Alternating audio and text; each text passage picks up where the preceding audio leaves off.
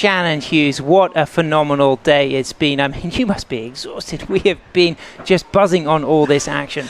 Well, I'll let you know that when I did the maths in my head and I found out we were running the quarters of the men's and the women's, I instantly thought that meant we had an extra 8 heats on both sides. And I thought we were doubling our day. And then I realized it was only 8 heats total because it's the quarterfinals. So that was a little bit of a relief. But it's been an amazing day of surfing. I mean, Sam, you called it this morning. You called it yesterday, saying that we needed to push and surf as many heats today as we could given the conditions. And I think that was such a great call early on to just kind of keep deciding as we went. And just, yeah, today was phenomenal. Look at those Galician golden sands. I mean, it's really interesting how people tend to flood to the beach later in the afternoon here. Yeah, there's just, I mean, the sun, I think it gets hotter in the afternoon around like 3, 4, even like 5 and 6 o'clock is when the temperature kind of peaks.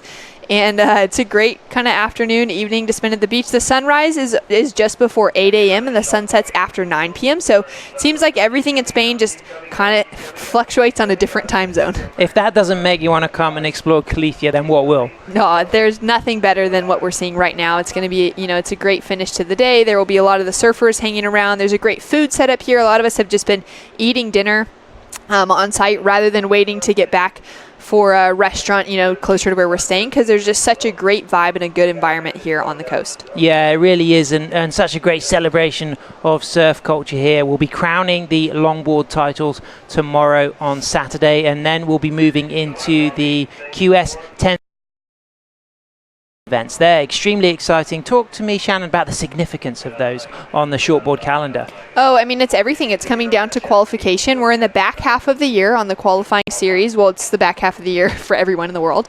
But those events are really crucial. Pretty much, if you win a QS 10,000, you're guaranteed to qualify for the championship tour the following year. That's what we've kind of seen on record for the men's side of things.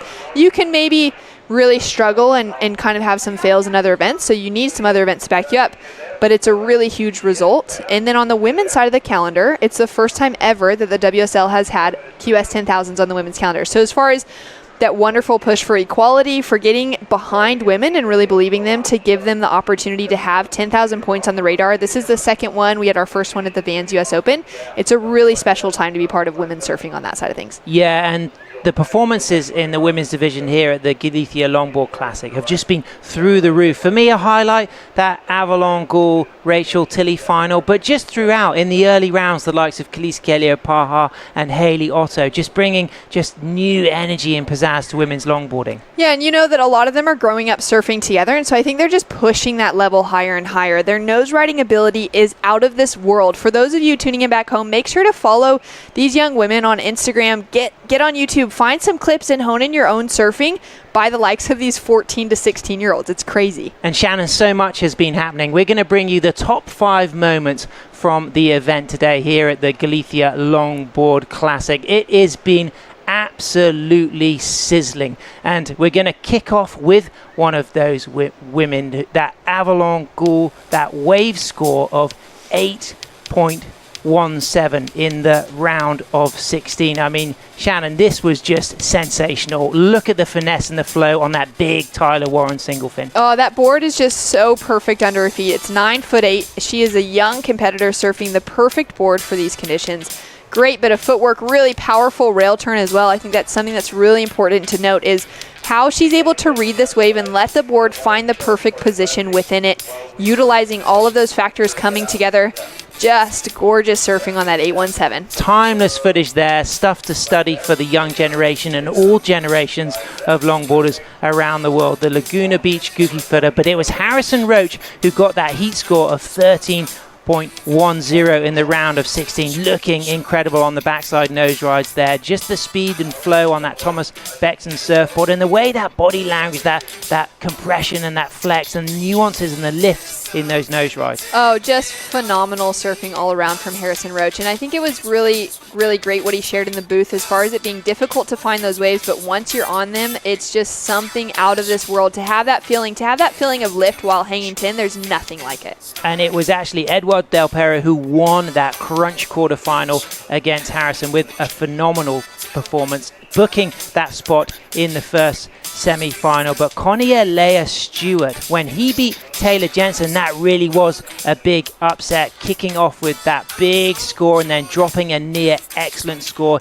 in the dying minutes eliminating the 3-times world longboard champion. The young Hawaiian looking incredible on those Michael Takayama boards. Yeah, that was a really impressive comeback under pressure. He just had, under a minute to catch that wave, waited it out and knew that he needed a big score, and he nailed it, a 7.5 on the finish. Love that little soul arch hand drag in the shallows. So much fun coming through from his surfing. Yeah, that was a really big result, beating Taylor Jensen, and it was great to have Taylor in the booth sharing his passion for competitive surfing, his love of longboarding, and how important it is to have his family. Honolulu Bloomfield was also a standout in the event, and her last quarterfinal with Lindsay Steinrider was when that swell really started to fill in. Yeah, it just peaked. Something happened in that quarterfinal that was just so different than what we'd seen. The energy really started to pull through. And these women just rose to the occasion. Check how far over her foot is. It's just a hang all foot over. Yeah, 100% hang. I don't even know how to describe that, but it's amazing. And the speed and the kick out, that section just so big overhead. And it was Edouard Del Pero's performance against Harrison Roche in that quarterfinal that really set the field ablaze. As a lot of fellow French competitors had freshly arrived for the coming QS, and Edward just was on fire, in rhythm as that swell started to fill in, landing 2 excellent scores. Yeah, he landed the highest heat score of the event, men's or women's side, with a 16.17, which is just fantastic. He's been looking for those scores this entire event, and to see 2 huge scores come together in one heat was a really great thing to witness. And massive buzz, of course, in that post-heat interview with you, Shannon. Yeah, it was just really, really, really good. And then those huge sets were just rolling through. It was great to hear it was so unexpected that the waves were going to be that size, especially towards the end of the day. I wasn't really expecting it, but it started peaking for what we're expecting tomorrow. Oh, I'm so excited about tomorrow. We're going to be having a 1 p.m. call tomorrow, Shannon. That's the official plan. And we'll be moving on with those semi-finals. We've got some amazing matchups. It's going to be so exciting. So, ladies and gentlemen, thanks so much for tuning in here live from Pantin, Galicia. Join us from 1 p.m. local time tomorrow for the continuation of the Galicia Longboard Classic and the crowning of the men's and women's champions at this second event of the WSL World Longboard Tour.